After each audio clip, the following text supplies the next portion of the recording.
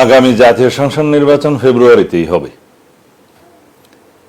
যারা বিভিন্ন মাঠের বক্তব্য দিচ্ছে যে এই সমস্ত দাবি পূরণ না হলে, ওই সমস্ত দাবি পূরণ না হলে, সংস্কার পূর্ণাঙ্গ না হলে, বিচার পূর্ণাঙ্গ না হলে নির্বাচন হবে না, এগুলো মাঠের বক্তব্য।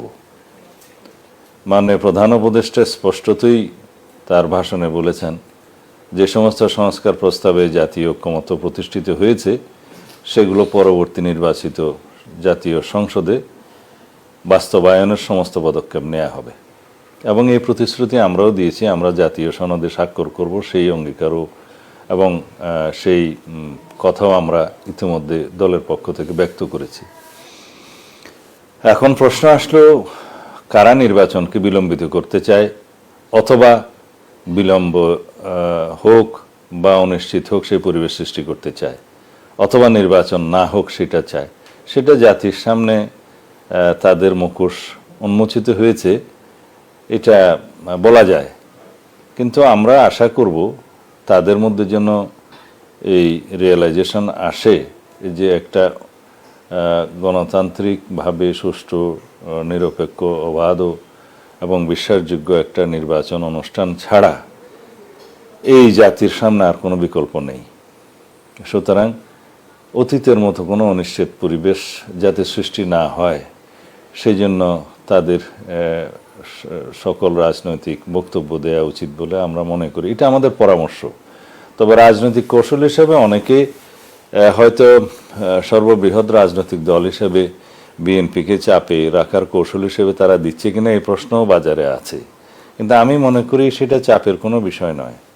আমরা আমাদের দলের পক্ষ থেকে আমাদের নির্বাচনী কৌশল ইতিমধ্যে প্রকাশ করেছি যে আমরা সামনে জাতীয় সংসদ নির্বাচনে জোটবদ্ধভাবে তাদের সাথেই নির্বাচন করব যাদের সাথে আমাদের প্রতিশ্রুতি ছিল, যারা আমাদের সাথে যোগ্যপথ আন্দোলনের শরিক ছিল। এবং এর বাইরেও অন্যান্য রাজনৈতিক গণতান্ত্রিক শক্তিসমূহ যাদের সাথে আমাদের জোট করলে নির্বাচনটা শান্তিপূর্ণ এবং সুষ্ঠু এবং একটা ইনক্লুসিভ আমাদের মতো করে আমরা করতে পারবো। এই ইনক্লুসিভ সেটা নয়, আমরা গণতান্ত্রিক শক্তিসমূহের মধ্যে একটা ঐক্য বজায় রাখতে চাই, জাতীয় ঐক্য সৃষ্টি যেটা হয়েছে সেটাকে ধরে রাখতে চাই। সেই লক্ষ্যে যদি আমাদের জোটে আরও কোনো রাজনৈতিক দল অন্তর্ভুক্ত হয়, সেই চেষ্টা আলাপ আলোচনা আমাদের আছে, তবে সেটা এখনও পর্যন্ত আমরা চূড়ান্ত করিনি। সেটার জন্য আমাদেরকে আরও অপেক্ষা করতে হবে। এই বক্তব্য আমরা দিয়েছি। তবে এখানে আমরা বলেছি যে বাংলাদেশ জামায়াতে ইসলামীর সাথে আমাদের নির্বাচনে জোট হওয়ার কোনো সম্ভাবনা নেই। তবে অন্যান্য কোন দল কোন জোটের সাথে আমরা ঐক্যবদ্ধভাবে নির্বাচন করব সেটা দেখার জন্য আরও অপেক্ষা করতে হবে।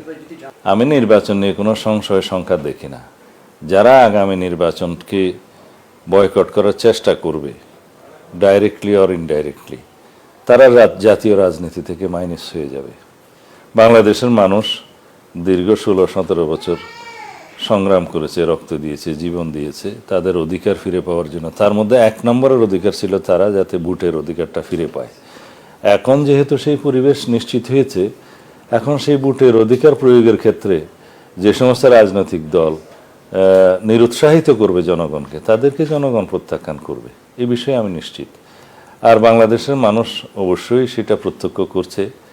যদি অন্তর্বর্তীকালীন সরকার মনে করে সবসময় যেই রীতিটা এই সরকার অনুসরণ করছে সেই রীতি অনুসারে রাজনৈতিক দলসমূহের সাথে আলাপ আলোচনা চালিয়ে যেতে পারে কিভাবে আগামী জাতীয় সংসদ নির্বাচনটা শান্তিপূর্ণভাবে সুষ্ঠুভাবে অনুষ্ঠান করা যায়, এই ক্ষেত্রে নির্বাচন কমিশনের ভূমিকাটা আসলে মুখ্য। নির্বাচন কমিশন এখন রাজনৈতিক দলসমূহের সাথে আলাপ আলোচনা করবে।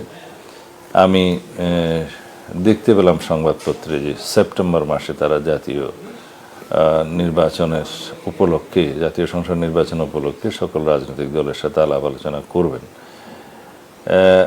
মূলত সরকার এবং নির্বাচন কমিশন উভয় পক্ষ থেকে রাজনৈতিক দলসমূহের সাথে এনগেজমেন্ট, এই আলাপ আলোচনার এই ধারাবাহিকতা বজায় রাখতে পারে।